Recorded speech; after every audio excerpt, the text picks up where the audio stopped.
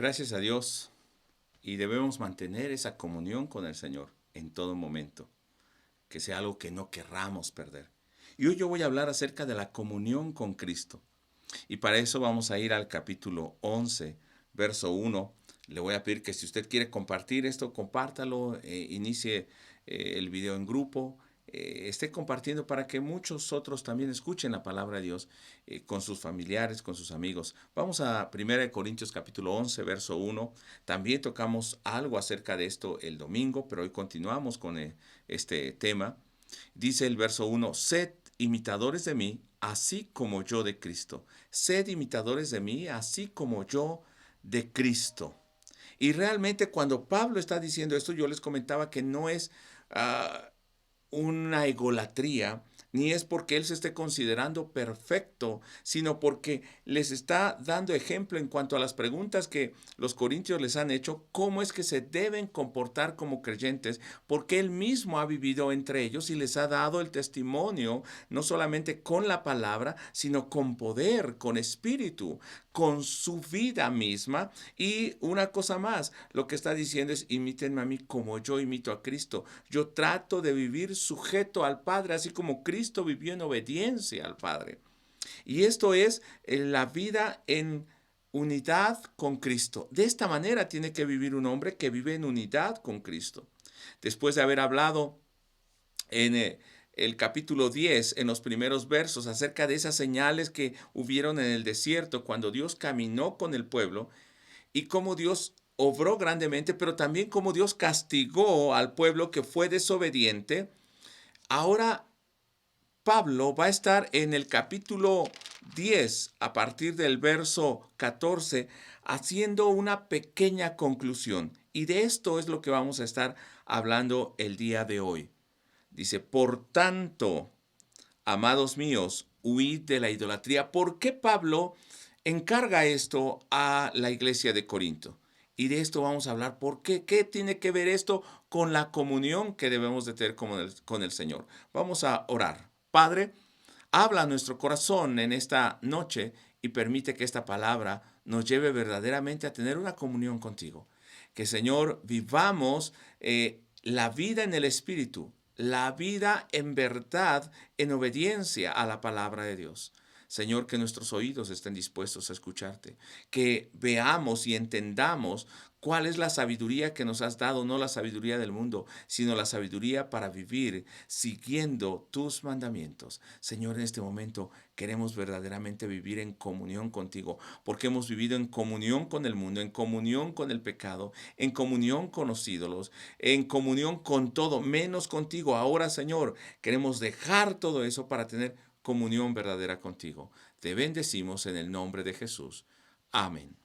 Pablo vivía una vida en comunión con el Señor y Pablo está invitando a la iglesia a vivir en esa comunión con Cristo. Dice, huid de la idolatría. Hoy vamos a estar hablando acerca de la comunión y cuando en el verso 14 dice, por tanto, es una conclusión lógica que Pablo va a dar derivada de los primeros versos. Aquel pueblo que fue guiado por Dios, que realmente tenía su confianza en el Señor, que había sido liberado por Dios. Este pueblo que tenía un solo Dios, recuerden que es el pueblo de un libro, de un Dios, de una fe. Este pueblo no podía estar mezclado o buscando otros dioses. Por eso le dice, ustedes huyan de la idolatría. Y ese huir significa totalmente sepárense en cualquiera de sus formas de esa idolatría.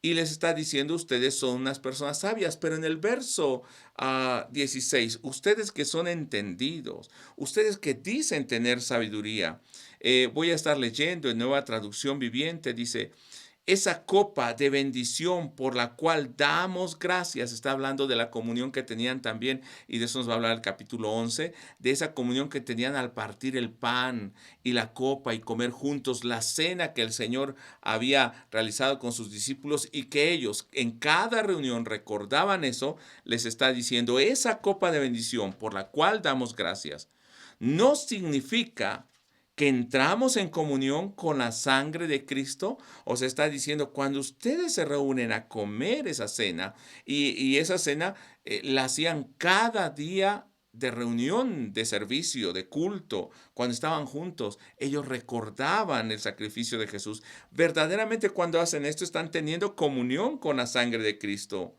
Ese pan que partimos cuando nosotros estamos en la cena del Señor, ¿no significa que entramos en comunión con el cuerpo de Cristo? Entonces estamos en comunión con la sangre de Cristo, en comunión con el cuerpo de Cristo.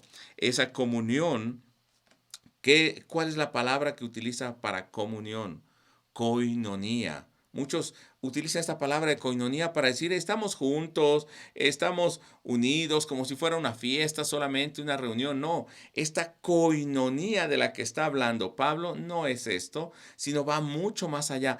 Al ser parte de ese sacrificio de Jesús de la sangre y al ser parte del cuerpo entregado en sacrificio, junto con Él estamos en la cruz, juntamente con Él estamos muriendo y juntamente con Él también seremos resucitados. Hay un solo pan del cual todos participamos. Por eso, aunque somos muchos, somos un solo cuerpo. Considerad al pueblo de Israel con tal. ¿No entran en comunión con el altar los que comen de lo sacrificado? ¿Qué está diciendo, hermano? Cuando nosotros cenamos, participamos de la comunión, la cena del Señor, el pan y la copa, el jugo de uva. Esto está simbolizando lo mismo que el pueblo de Israel hacía en el desierto. Ellos cuando iban al altar, cuando ofrecían sus sacrificios, no solamente era traer un cordero, no solamente era ir en un día de fiesta, ellos realmente estaban llegando al tabernáculo, al altar y trayendo su sacrificio para tener comunión, para unirse con el Señor. Vea, el servicio, el culto, la ofrenda que ellos ofrecían a Dios, los llevaba a tener una comunión con Dios. Esto es lo que ustedes están haciendo cada vez que se reúnen. Ahora nosotros que nos estamos reuniendo, aunque sea de manera virtual, que estamos teniendo comunión con la sangre de Cristo y con el cuerpo de Cristo, aunque estemos dispersos en muchos lugares, aunque seamos muchos, somos un solo cuerpo. Consideren entonces al pueblo de Israel. Ellos están participando del altar cuando sacrificaban. Y por eso, en esa comunión, en esa coinonía, que significa esa interacción que tienen, ese compañerismo, no solamente era entre ellos, como nos decía 1 Corintios 1, si usted recuerda, que ya estuvimos meditando, verso 10. Os ruego pues, hermanos, por el nombre de nuestro Señor Jesucristo, que habléis todos una misma cosa y que no haya entre vosotros divisiones, sino que estéis perfectamente unidos en una misma mente. No solamente era la unión del cuerpo y que estén bien y como iglesia, sino esa misma unión debía ser el reflejo de la unión que tenían con Cristo, con ese sacrificio. Y cuando ellos compartían la cena del Señor, y yo creo que de este domingo al siguiente estaremos compartiendo nuevamente la comunión de manera virtual. Váyase preparando. Lo que estamos simbolizando es que estamos unidos a Cristo, en su cuerpo, en su sacrificio, pero también en esa muerte para el mundo y en resucitar y vivir para el Padre. Si tenemos comunión con Cristo, cuando vamos a la cena del Señor tenemos que darle el significado. No voy a hablar de la cena del Señor como tal. Usted lo va a ver luego en el capítulo 11, o más bien ya lo meditamos y lo vio ahí en el capítulo 11. Pero está hablando que esa unidad de los hermanos es a través de la sangre de Cristo. Nos está haciendo uno solo a través de su sacrificio. Ahora, esto nos recuerda un pasaje que está en Éxodo capítulo 24. Si quiere ir conmigo a Éxodo capítulo 24. Después de que el Señor les dio las leyes, presentan delante del Señor. Y al final de el capítulo 24, primero en el monte, temblaba. Dios estaba allí presente, estaba dando las leyes y aún humeaba ese monte. Y cuando termina de dar las leyes y cómo se deben desarrollar esas leyes, al final del capítulo 24, dice en el verso 9, Y subieron Moisés y Aarón, Nadab y Abiú, y 70 de los ancianos de Israel. ¿Quiénes subieron? Los líderes, los que dirigían al pueblo, los que iban a presentar la ofrenda y todos los sacrificios a Dios. Y estaban allí juntos y los líderes del pueblo. Y en el verso 12, entonces dijo Jehová a Moisés, sube a mi monte y espera allá, y te daré tablas de piedra y la ley y mandamientos que he escrito para enseñarles. Y se levantó Moisés con Josué su servidor, y Moisés subió al monte de Dios. Y el verso 14, y dijo a los ancianos, esperadnos aquí hasta que volvamos a vosotros. Y aquí que Aarón y Hur están con vosotros. El que tuviera asunto acuda a ellos. Entonces Moisés subió al monte, y una nube cubrió el monte, y la gloria de Jehová reposó sobre el monte Sinaí, y la nube lo cubrió por 6 días. Y al séptimo día llamó a Moisés de en medio de la nube, y la apariencia de la gloria de Jehová era como un fuego abrasador en la cumbre del monte a los ojos de los hijos de Israel. Y entró Moisés en medio de la nube y subió al monte, y estuvo Moisés en el monte 40 días y 40 noches. ¿Y qué estaba haciendo allí Dios con ese pueblo? O a través de Moisés, dándoles sus mandamientos. ¿Qué era lo que Dios buscaba a través de este pueblo?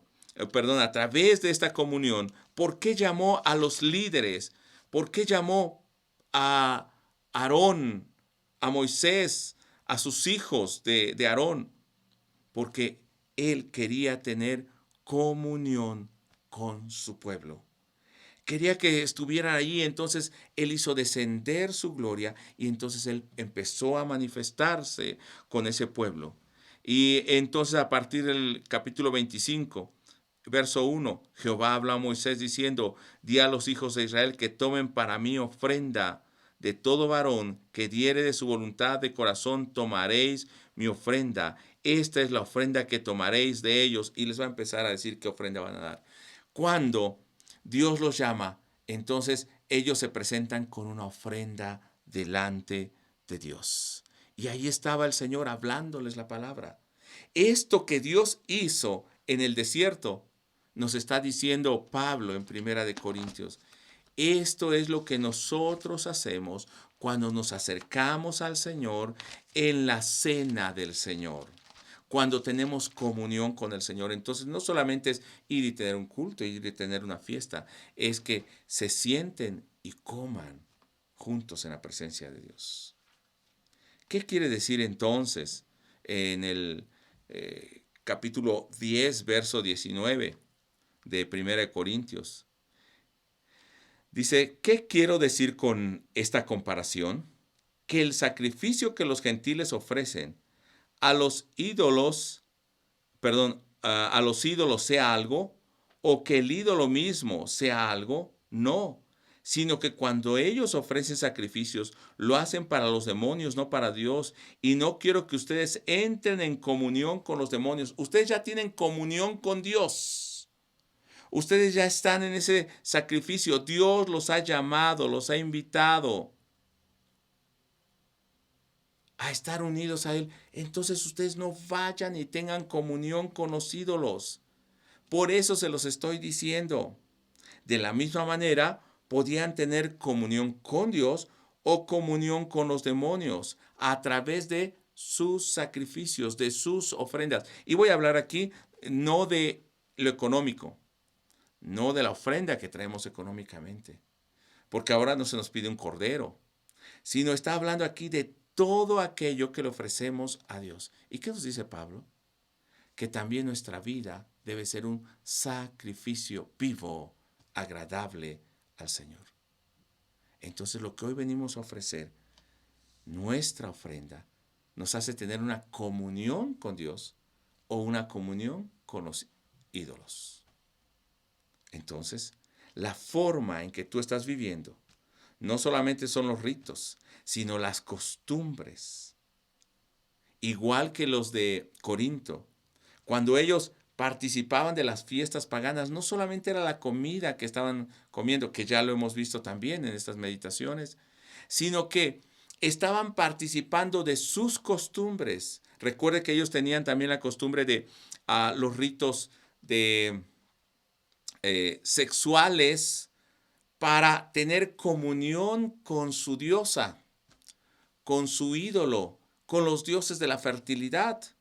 Entonces no solamente era el comer de un fruto, sino ellos cuando iban a esos rituales sexuales o, ¿cómo se llama? Rituales de fertilidad, se estaban uniendo a ese ídolo, a esa diosa. Y Pablo dice es a los demonios.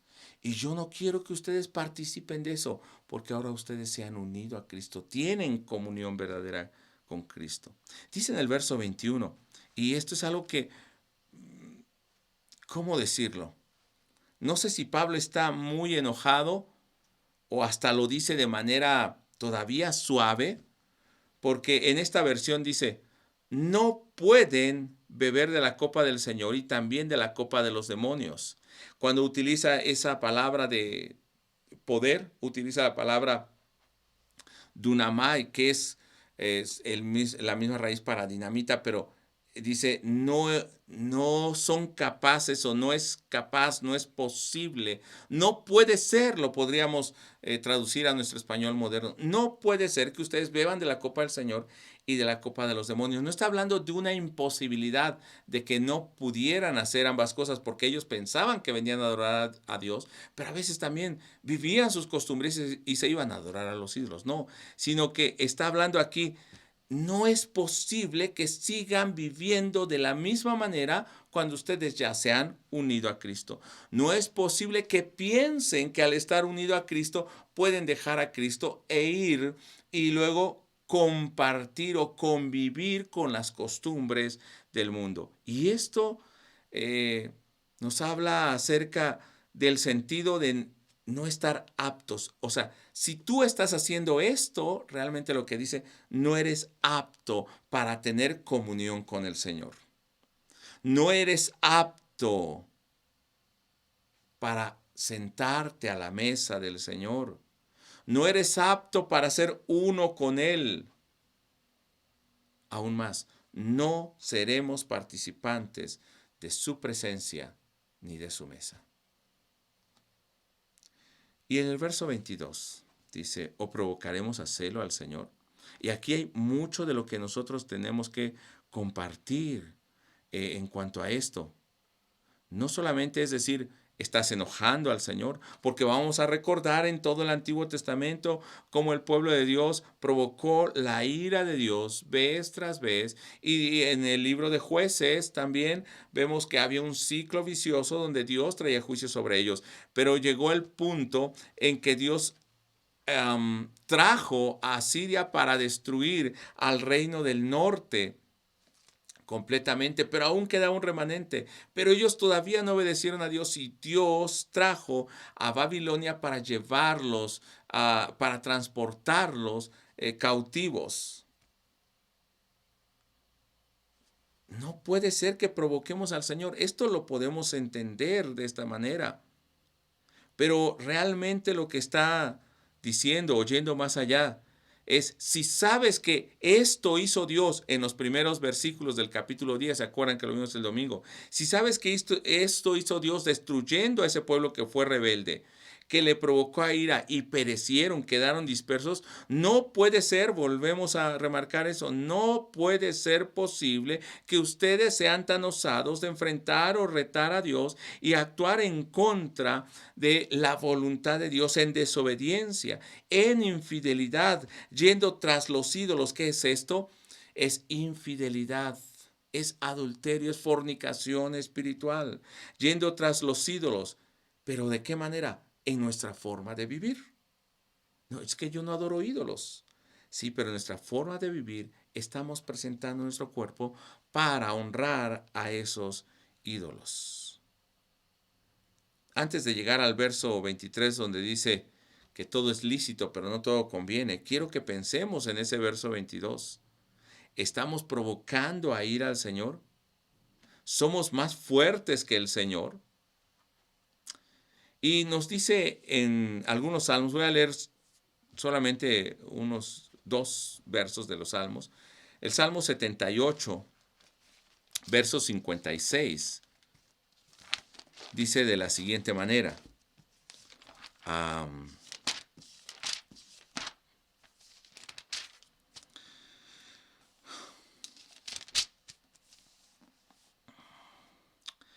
Pero ellos tentaron y enojaron al Dios Altísimo y no guardaron sus testimonios. ¿Qué significa tentar a Dios?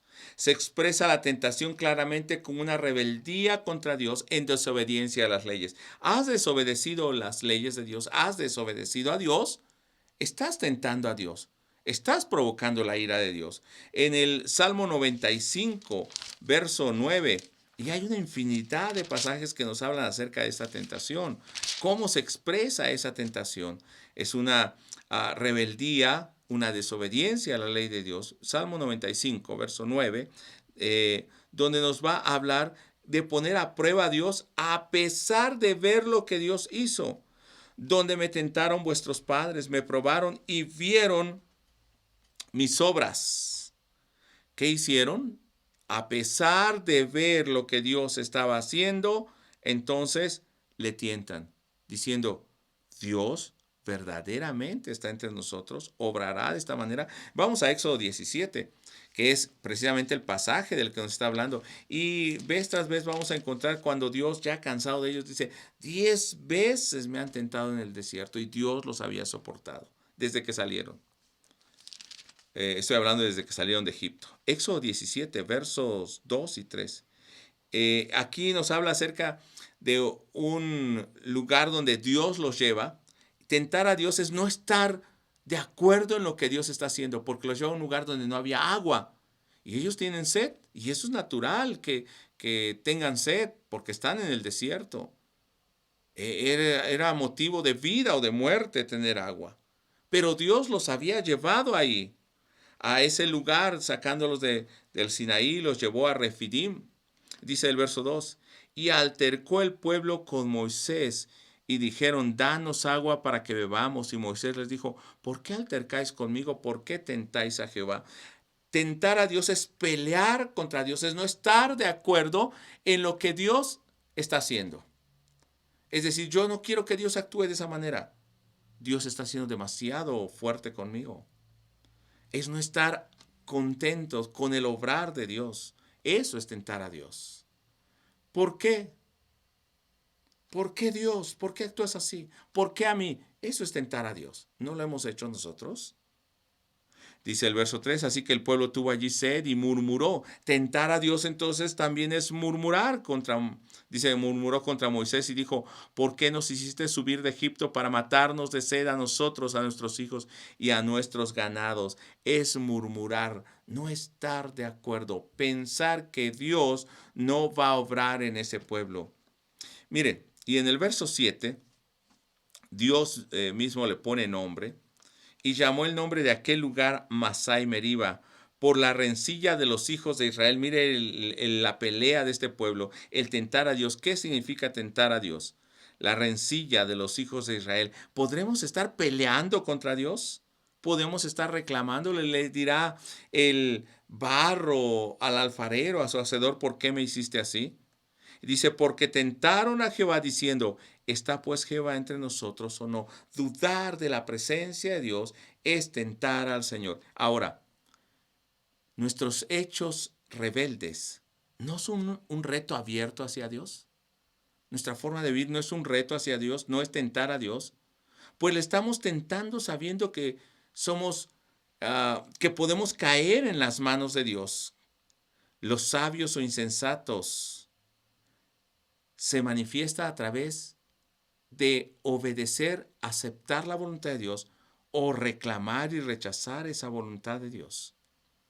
Abandonar esas prácticas rebeldes que tiene el mundo y siempre nosotros hablamos de ellos, pero también nosotros lo tenemos. Eso evita que nosotros tengamos una verdadera comunión con Dios.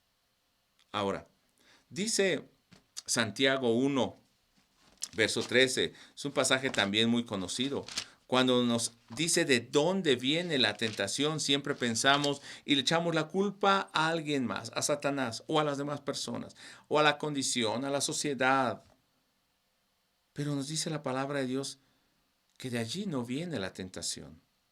A veces decimos, Dios, ¿por qué permites esta tentación? Dios no te dejó en esa tentación. Recordemos que en Corintios dice que Él da juntamente con la prueba la salida. Con la tentación da esa salida. Y no va a dejar ser tentado, probado más de lo que podemos resistir. Santiago 1:13. Cuando alguno es tentado, no diga que es tentado de parte de Dios, porque Dios no puede ser tentado por el mal, ni Él tienta a nadie. Entonces Dios no te tienta. Verso 14. Sino que cada uno es tentado ¿de dónde? De su propia concupiscencia.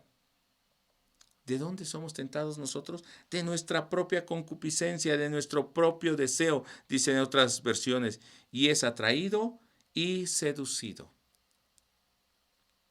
Ahora, por eso es que cuando Pablo le está hablando a los corintios, en esa sociedad donde hay tanta contaminación espiritual, dice, ustedes se han unido al Señor, pero ahí está la tentación. Y ahí están esos ídolos. Ustedes vivían de esa manera. Ustedes pueden ser atraídos por esa tentación, pero Dios no los va a dejar ser tentados más de eso. Entonces, ustedes que se consideran sabios, ustedes que se consideran prudentes, huyan de esa fornicación. Si verdaderamente quieren tener comunión con el Señor, huyan, porque ustedes son los que deciden. Sus deseos son los que los llevan. Cuando tú te enojas y agredes a alguien o hablas mal de alguien, son tus deseos, es tu corazón, es tu pensamiento. Tú lo puedes detener. Verso 16. Amados míos, no erréis. Hermanos, no fallen al blanco. Por eso dice en el verso 14, por tanto, mis queridos amigos, huyan de la adoración de los ídolos. Ustedes son personas razonables. Juzguen por sí mismos. ¿Por qué? ¿Qué es lo que Pablo quiere de estos hermanos? En el verso 20, al final del verso 20, dice, y no quiero que ustedes tengan parte con los demonios. Huyan con ellos si están unidos a Cristo. Huyan. Ya no tengan parte con ellos. Las tentaciones pueden decir que los llevan ahí, pero no es cierto. Así que, por eso dice en el verso 23 de 1 Corintios, voy a leer en Nueva Traducción Viviente. Ustedes dicen, se me permite hacer cualquier cosa. Ustedes dicen, puedo ir y participar de eso. Pero recuerden, hablamos de la cena del Señor, la comunión con el Señor. Así como se unen con el Señor, cuando van y participan de esas cosas, se están uniendo, y Pablo lo va a decir de una manera más fea, se unen con una ramera, se unen con Satanás.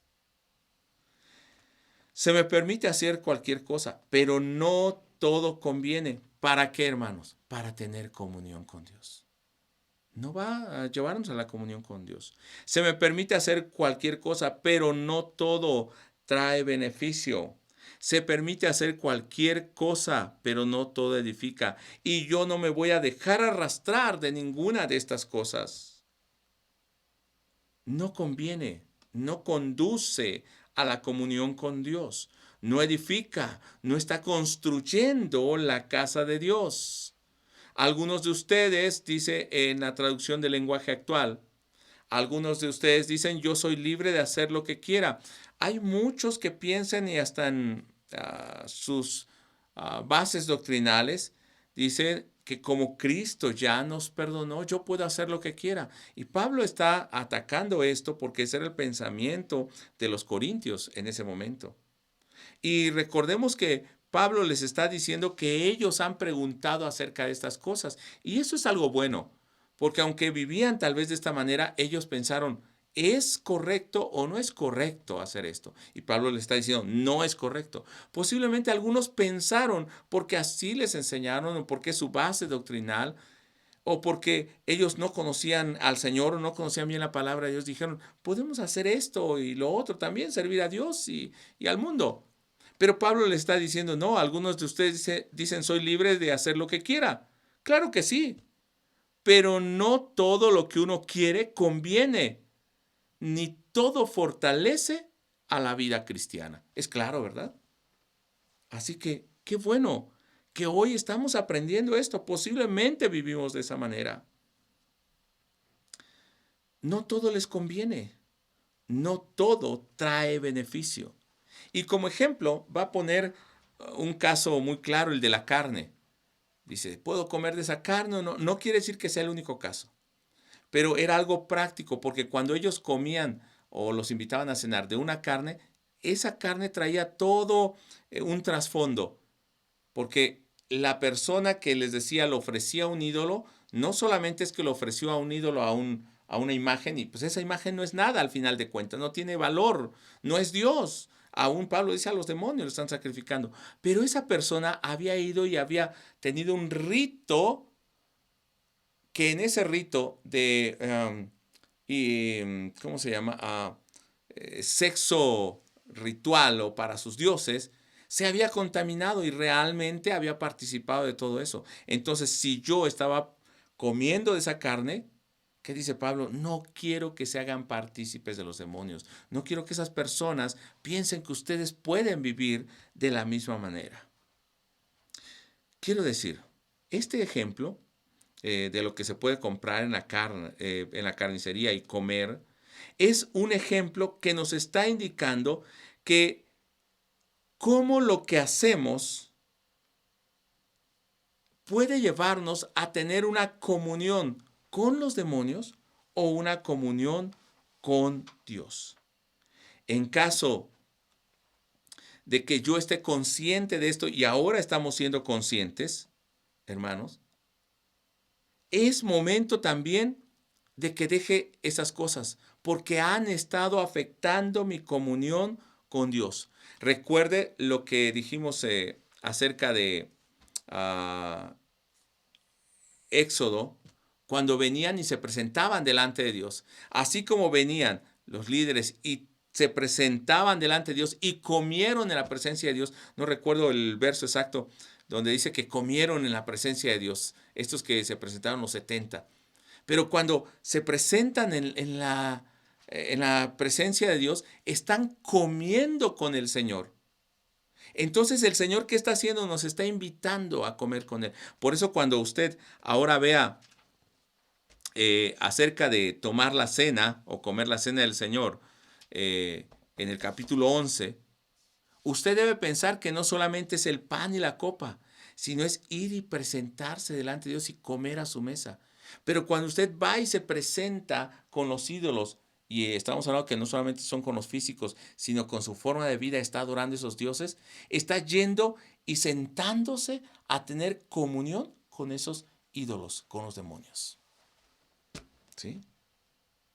Por eso, hermano, lo que los gentiles sacrifican, a los ídolos los sacrifican, a los demonios. Y ustedes no deben sentarse a la mesa de eso que está dedicado a los demonios. La pregunta que yo quiero hacer hoy es, ¿cuál es tu comunión? ¿Qué estás comiendo? ¿Qué estás ofreciendo y santificando al Señor? ¿Lo estás consagrando a los ídolos, al mundo, a lo que los demás hacen o a Dios? La causa por la que Pablo dice esto no es porque el ídolo sea algo. Recordemos que cuando ellos oraban, dice, das gracias y es santificado, porque Dios creó eso. Sino es para que ellos pudieran darle la gloria a Dios con todo lo que estaban haciendo. Yo quisiera ver hoy acerca de, o terminar con esto, diciendo, cuando tú estás viviendo en comunión con Dios, tú te estás sentando a la mesa del Señor, estás siendo invitado por Él. Cuando estás en comunión con el Señor, estás ofreciendo y entregando todo al Señor. Cuando estás en comunión con el Señor, te haces partícipe de la sangre y del cuerpo de Cristo.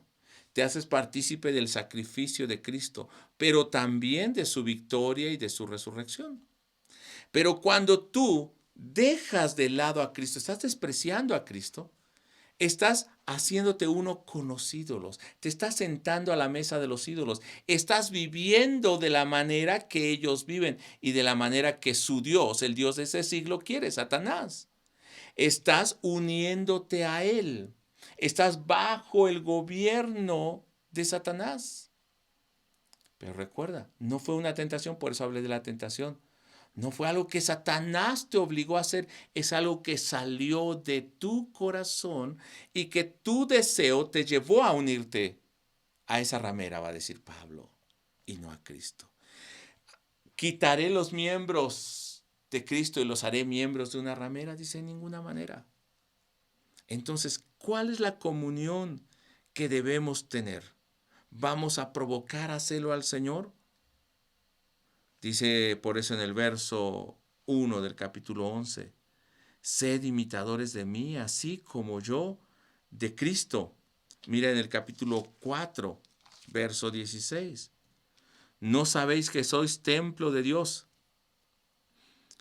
o morada de Dios y el Espíritu de Dios mora en vosotros? ¿Ustedes que son?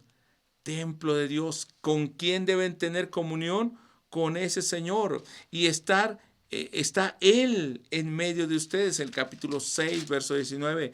Estos pasajes los hemos leído ya en otra ocasión. ¿O ignoráis que vuestro cuerpo es templo del Espíritu Santo, el cual está en vosotros, el cual tenéis de Dios y que no sois vuestros? El Señor nos está llevando a tener esa comunión. Segunda de Corintios, capítulo 6, verso 16. Dice, no hay ningún acuerdo, lo voy a parafrasear. No hay ningún acuerdo entre el templo de Dios y los ídolos. Para tener comunión no hay ningún acuerdo, porque vosotros sois el templo del Dios viviente, como dijo Dios. Habitaré y andaré entre ellos y seré su Dios y ellos serán mi pueblo. Por lo cual, ¿se acuerda que había dicho en el verso 14, huid? Ahora dice, el verso 17, salid en medio de ellos y apartaos, dice el Señor, y no quiero que toquéis lo inmundo. Esto es lo que está diciendo, por eso les hablé de la tentación y esto. Y termina ese verso, y con eso concluyo. Y yo os recibiré, y seré para vosotros por padre, y vosotros me seréis hijos e hijas, dice el Señor. Entonces, para tener comunión con el Señor, ¿qué me está diciendo el Señor? Deja, huye, sal de ahí. Porque, y Pablo también nos está diciendo, ¿por qué no quiero que se contaminen con eso? Y entonces yo los voy a recibir. Van a ser mi templo. Yo voy a tener comunión con ustedes. Van a estar a mi mesa. Yo los voy a llamar a mi monte santo. Les voy a dar mis mandamientos. Ustedes van a traer su ofrenda a mí. Ustedes van a hacer ofrenda para mí. Y yo los voy a recibir. Yo quiero que en esta hora tú tengas comunión con el Señor. Oremos y démosle gracias a Dios porque Él está hablando a nuestra vida. Padre, te damos muchas gracias. Sabemos que a veces hemos mal entendido ese llamado para ser tus hijos y la libertad que nos has dado como pretexto para el libertinaje. Y algunos, aún en sus costumbres, sus doctrinas, han aprobado lo que va en contra de la voluntad tuya. Pero Pablo nos está haciendo este llamado de atención que Dios tiene para su pueblo, que Dios tiene también para los corintios y que, Señor, el Espíritu Santo tiene para nosotros el día de hoy. A salir de esa forma de vivir, a no tener comunión con el mundo, con los ídolos, con su forma de vida y a desechar todo eso para que entonces tengamos comunión contigo y ser recibidos por ti. Te pedimos, Señor, que en este momento realmente recibas nuestra vida y que sea templo, morada, habitación, tabernáculo tuyo. Y Señor, allí se manifieste tu gloria. Esa es la comunión. Cuando estamos en comunión contigo, somos parte de tu sangre y de tu cuerpo. Cuando nosotros venimos a adorar a Dios, cuando estamos aún en esta reunión de manera virtual, estamos teniendo comunión santa. Cuando compartimos la cena del Señor, estamos teniendo esa comunión espiritual y santa. Gracias, Padre, en el nombre de Jesús. Amén.